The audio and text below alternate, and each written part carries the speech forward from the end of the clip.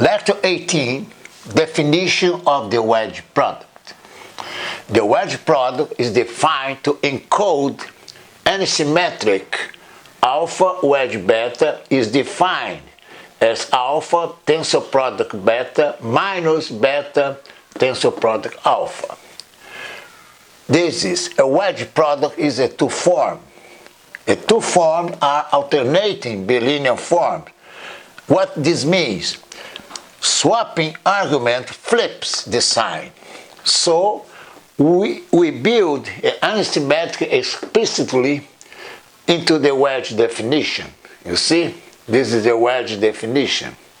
Now observe that if you take two one-forms alpha and beta and apply this case to the two vectors x and y, you get alpha tensor product beta applied to x and y leads to alpha x beta y, which is not antisymmetric if you swap x and y.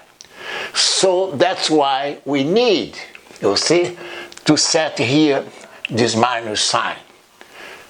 Now, you see, so just for you to see how important is the minus signs, so alpha wedge beta x and y must be, okay, antisymmetric. So this is why I have this minus sign over here, you see.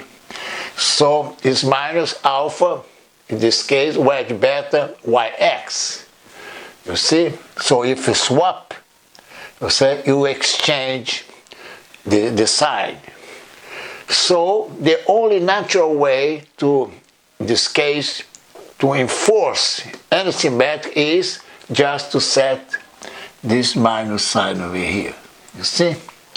Now, in the next lecture 19, I will express in local coordinates, and I use a particular case for ij is equal 1, 2, just to simplify, okay?